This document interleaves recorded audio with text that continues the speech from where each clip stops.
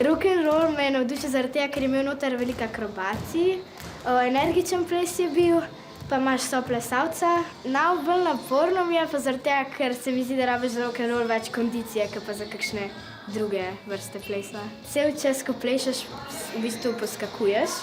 Ko sem začel plešati rock'n'roll v paru, mi je bilo malo nerodno, samo pol, ko sem se spoznala, mi ni bilo več nerodno, ampak v bistvu zdaj normalno plešem. Je to mojemu srcu in pač to rad počnem, med učenjem plešem zraven, imam vedno čas za rock'n'roll. Morava biti potrpežljiva, zaupati si morava drugemu. Morava v bistvu vsak malo popustiti, če se kaj ne razumeva, če kaj ne veva, vprašava trenerje.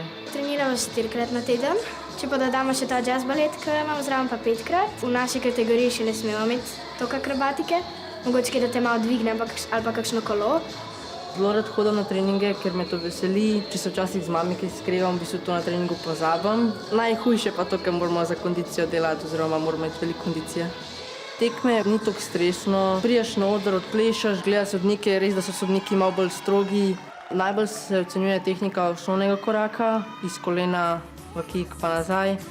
Potem pa tudi fore, kako jih izvedeš, a sta enaka, pa nasmeh pa lepa drža. Najbolj ponosna sem na to, da sem bila lansko leto z Gašperjem na svetovnem pokalu 4. mesto. Za letos imam pa v bistvu cilje, da bi čim bolj trenirala, pa da bi se uvrščala v finale svetovnih pokalih. Si pa najbolj želim, da postane olimpijski šport, da prijeva tja ali pa da tudi zmagava svetovno prvenstvo.